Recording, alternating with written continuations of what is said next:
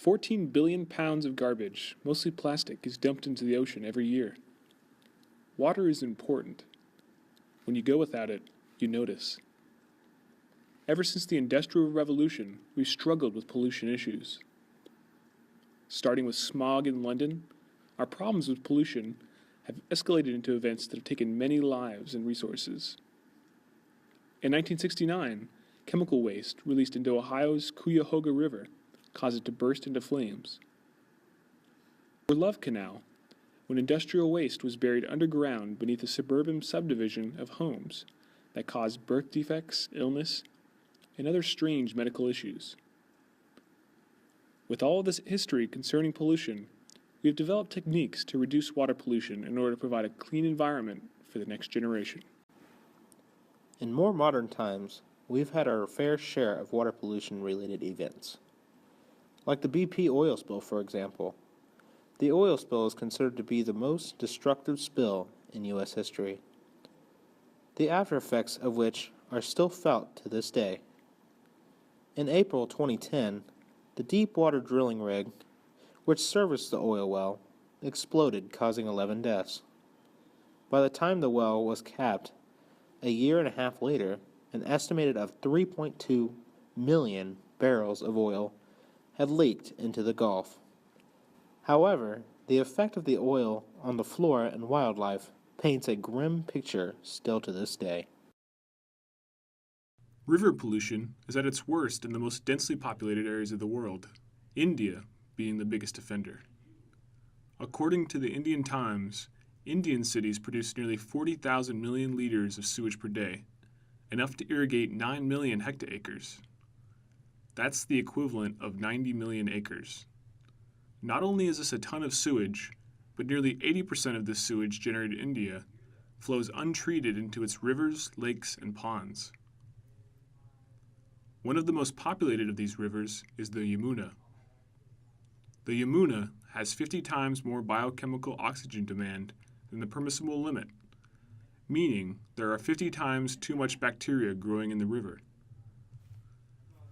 The water is considered not only unfit for consumption, but also unfit for agricultural use. Considered dead, the Yamuna isn't even good enough for industrial use.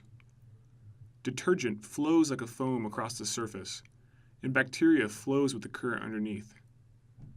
Full of heavy iron particles, detergents, lyes, sewage, and industrial waste, the city of New Delphi gets all their water from the river, regardless of the vast amounts of contamination. Also, due to religious ritual, people bathe in the river annually, covering themselves in the strongest of pollutants. What was once a fulfilling part of Hindu culture now is a health threat.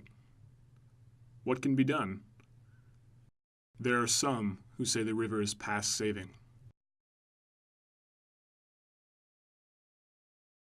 Looking out past the rivers into the ocean, there are bigger issues at stake. How many water bottles have you used this week? Or perhaps this year? How about your entire life? Perhaps some of these have ended up here. These trash islands are concentrations of millions of pounds of plastic floating in clusters in the ocean. They are formed by areas where many currents flow, depositing trash into one large gap. Up to 9 feet deep, these are the largest trash dumps on the planet. The largest island is located in the North Pacific between China and the United States. Twice the size of Texas, there is 6 times more trash in this area than there are plankton. This leads to a phenomenon where the fish don't eat plankton, but instead eat plastic. Once full in the fish's stomach, the plastic won't break down and keeps the fish from being able to eat its normal diet. With all these issues, what's to be done? With every new environmental struggle, more and more people come out to try and stop it. By necessity, an entire culture of pollution managers have flooded in from every area of the world. For trash in the ocean, female researchers Miranda Wang and Jiana Yao have discovered a bacteria that can eat and break down plastics. After years and years in labs doing testing and synthesizing, they found a way to try to get rid of ocean issues like the trash islands. From a different background, two surfers came up with the Seabin, a floating filtration system meant to draw in water and filter the trash out of it. The surfers were tired of an ocean full of garbage and plastics and took matters into their own hands. There are also thousands of organizations who do their share. In Muncie alone, we have two major organizations. The White River Cleanup removes trash and waste to keep our local rivers clean and safe. And Muncie Clean and Beautiful has volunteers that spend their weekends cleaning up the downtown area. The national parks, Conservation Minnesota, the Alliance for the Great Lakes are some of the thousands of nonprofit groups that are helping minimize water pollution. From any background, from any country, the culture to manage water pollution is worldwide.